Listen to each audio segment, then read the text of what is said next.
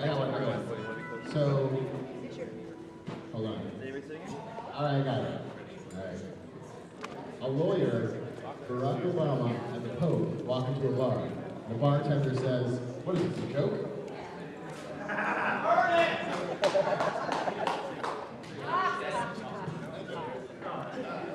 guy walks into a bar. Ouch.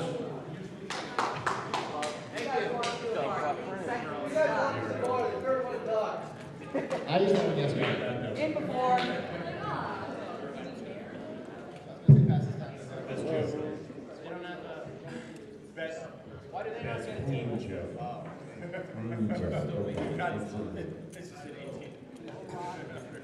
A bear and a rabbit are taking a shit in the forest. Bear turns to the rabbit and says, "Excuse me, do you have problem with shit sticking to your fur?" Rabbit says no, so the bear wipes his ass with the rabbit. Maybe that's an American thing, I don't know. Hey, so is it Degrassi or Degrassi? Y'all are saying it wrong.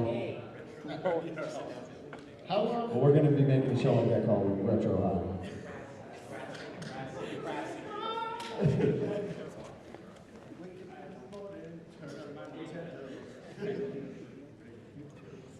All right. Would you like to introduce us?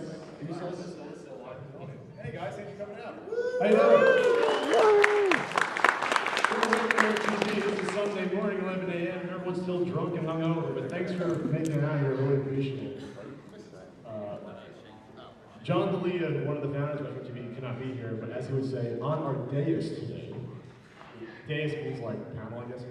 I'm going to introduce them one by one. At the end, they are the Game Chasers, Billy Hudson and Jay Hatfield.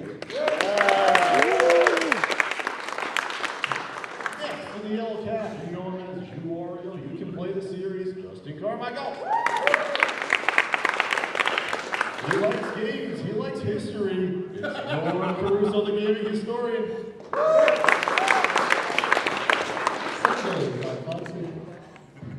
Next up, the man, the myth, the 16-bit gem legend, Joey Rue DeSena. And finally, I need no introduction, but well anyway, Pat Contry. So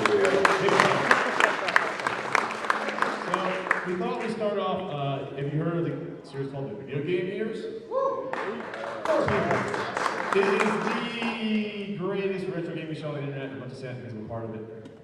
It goes over the history, the culture, the cool stuff that happened year after year. We're up to 1981, we started in 77. Here's an exclusive sneak peek for part of an episode coming out next week from 1981, part 3, I believe. You guys want to learn about Donkey Kong? It's an almost finished segment. There's just missing titles of who the people are. You recognize most of the people. And, Shane Lewis is here from Retro TV as well.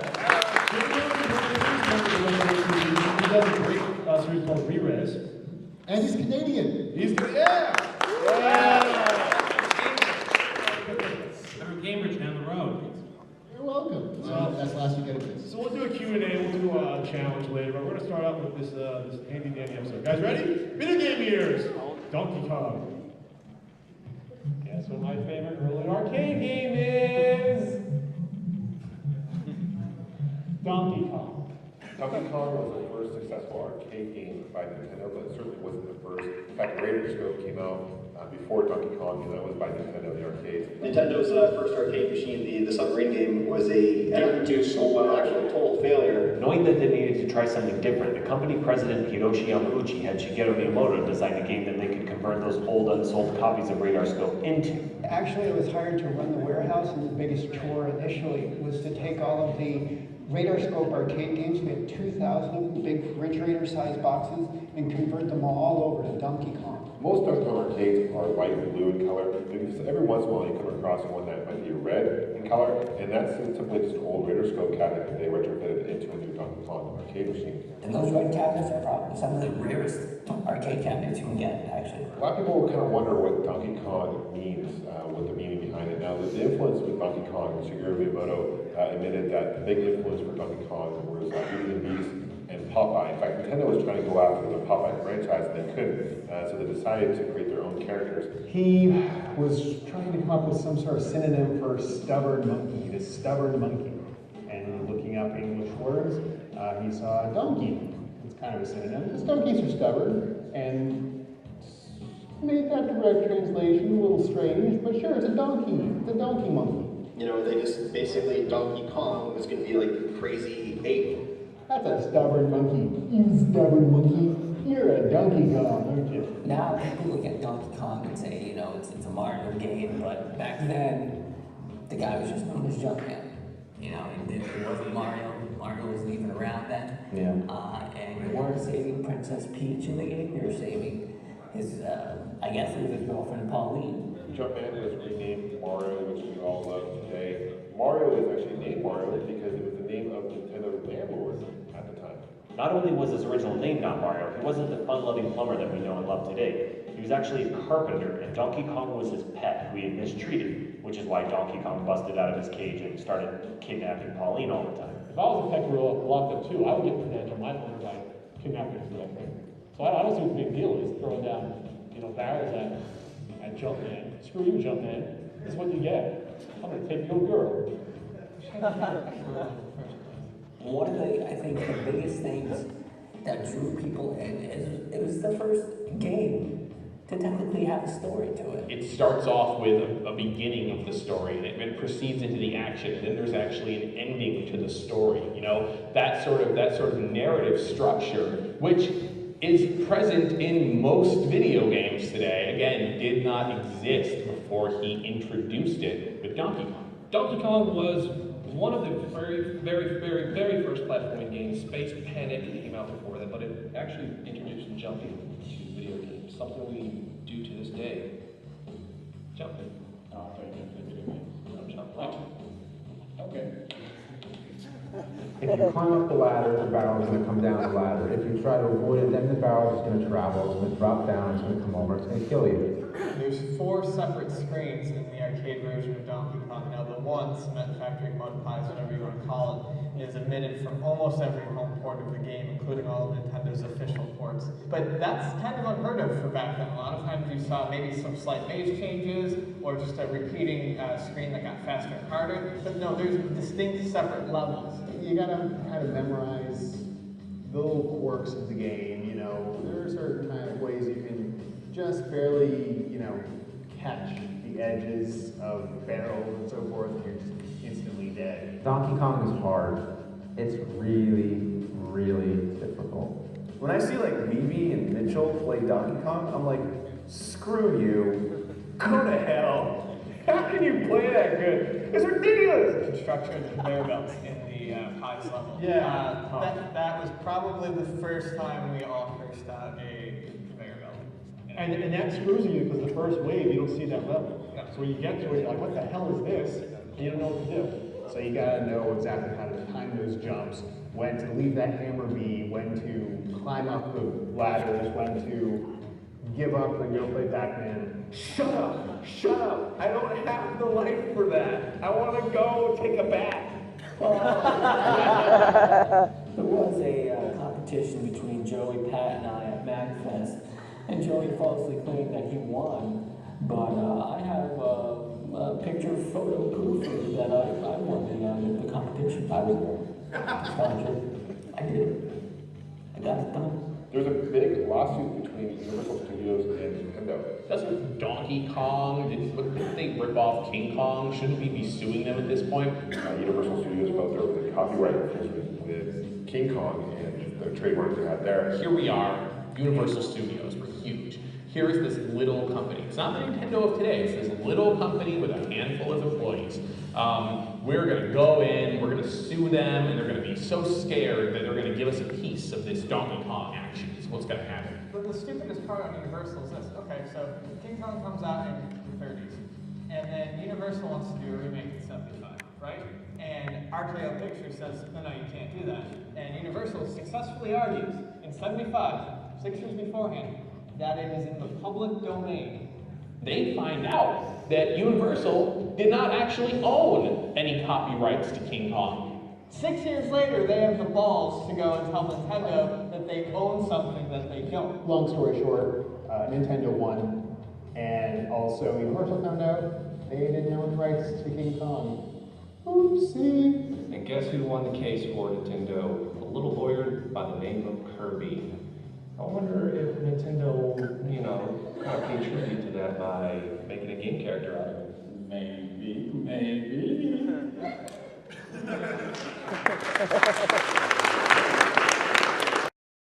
And shows, whatever you guys want to do for this, you know. Any words of wisdom? We do have an Ask Frank.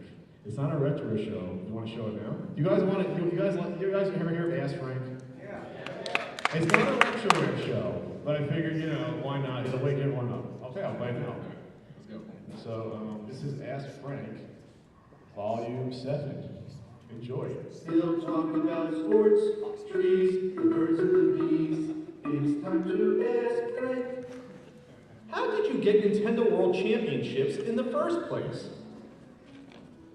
I didn't. You're mixing your metaphors there. You're asking, that's a Pat question, not a Frank question. What is the best deal you ever found at a swap meet? Best deal I ever found at a swap meet. I'm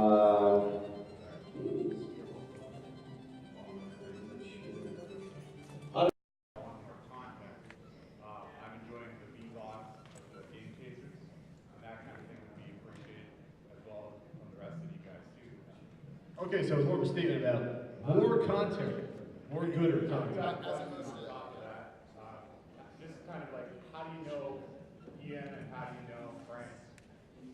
Ian I met when I moved to San Diego. He was working in the video game shop, and the video games was the best used game shop in Southern California.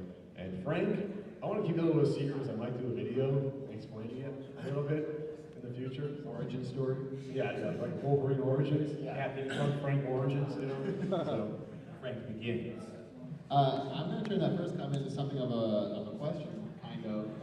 So there's basically a statement on, Pat had put up well, that started to distract me. Put out a question asking if people prefer a lot more content that might be kind of not rushed, maybe not as polished, versus the longer forms, going to take a while, maybe some months to complete. We have a few different ways of going here on this panel, so we can talk about what we personally like. I personally do a lot of more polished, like half-hour-long videos that take months and months to do. I'm starting to realize I should probably get away from that, and I'm going to start doing 16-bit jumps that are more like 10 minutes long and such, and some other types of videos as well, because it really does upset me when, you know, people are, it's like, hey, when's your next video? I'm like, I'm so sorry. Because me personally, I know, Pat, you do this basically full-time. This is more of a hobby for me. I do have a day job, well, unfortunately, I have a day job in this economy, but I mean, that's just how I feel, but I'm trying to go a little bit shorter form. It's sort of like a guilt speech you just did. What, on you, or? No, it's like, I don't want to put any videos, but I'm going to start doing it. No, I'm just... I've only had one video in 2013, I know, but... Yeah.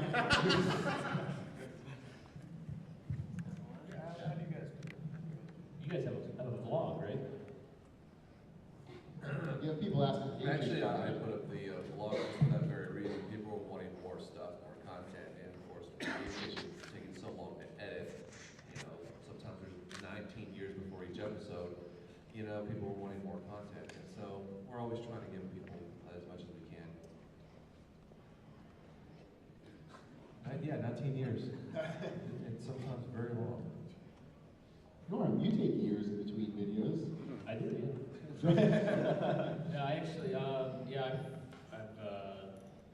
tried to work every day on stuff, but I actually have a friend of mine that wants to get into some videos, and he actually used to be a game developer, so that might be fun. So we're working on something, maybe a weekly show. So see what happens. And Shane, you have weekly episodes, or at least near weekly? He's good. Yeah. I do have weekly episodes. Okay. That's because we're Canadian and we're efficient over here. Oh.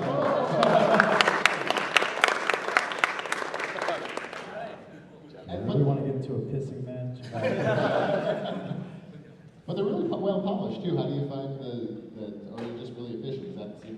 asleep. Okay. Justin, you put out a lot of, like, you have a lot of variety shows, like you can cook this and things like that, so.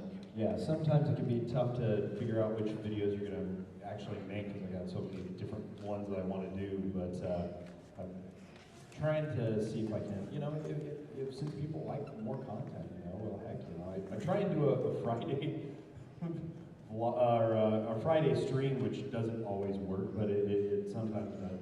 But, you know, whenever I can, I try to make good videos. And I know I put out at least a video every 2-3 weeks, whether it's a pre-market release, Ask Frank, Happy Days Punk episode, or whatever. So I want to do more regularly, but people don't realize that some of us have day jobs. I have other stuff I'm working on. I have a very large written assignment I'm working on that is kind of secret right now. So it's like that takes my time too. So people sometimes say, just a little patient, but it'll come. Justin mentioned streams. That's something we just streams. on Retroware TV Live. Where any of us can, it's like one account, we can all just pop on. And there's usually almost like 4 days a week, a lot of the weeks, that someone from Retroware, whether it's David, the Saturnology, the Sega Saturn reviews, or you know, Joey pops on. Yeah. He does like a DJ thing where you just play different. The Humans Are Coming, which is the Retroware house band. We have a house band, Retro TV. No other website has a house band. They're amazing. They're amazing, and they're going to be playing MagFest main stage. I don't think we're supposed to say that yet. We're supposed to say that, all right? Sure. Don't tell anyone. Compliment. Yeah, you're talking about streams. Do you find streams are better for basically keeping people, you know, while in between video content, or does it help gather in new people? Depends what your goal is, what you're doing with it. Like a lot of people like Justin does, like probably to keep people interested and engaged, right? Yeah, definitely. You definitely get the regulars who come every single time, and they actually really miss it when you don't do one. Sometimes I get new viewers. I don't know how. Usually they're because I usually tweet it, but not everybody follows my tweets. But I still sometimes get new people. So I actually have no idea how I get new people coming to the streams or anything. Actually, yeah, if you're doing more impromptu stuff, I think that's just more of like, hey, if you follow me on Twitter and I goof off on the stream, it's kind of like a bonus, keeping people involved. I have a non-Retroware show called Echo Screen Live that is usually bi-weekly, but it's usually a set time every other Wednesday. And we, Daniel, the Commodore, my friend in crime now, he was probably talking about classic RPGs or something in the hall. No, but that's a regular set time, and we actually do get people every week to say, hey, it's the first time I've seen the stream. I don't watch it. He doesn't watch it. But regardless, other people. But there's also like big event streams. Like every year I do the NES 24-hour NES marathon for charity, and that gets there's usually like 800 or 1,000 people watching it at one time for 24 hours. So that's like an event. There's a guy I met that knew me from that first. So sometimes it gets out there.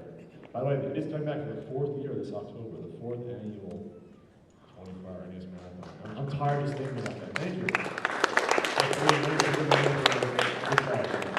This is my 5th year marathon that's coming up. No, Joey does a great marathon too. Last year he did the Super Nintendo. The year before that he did CDI for the Cancer Society. It's a great cause too.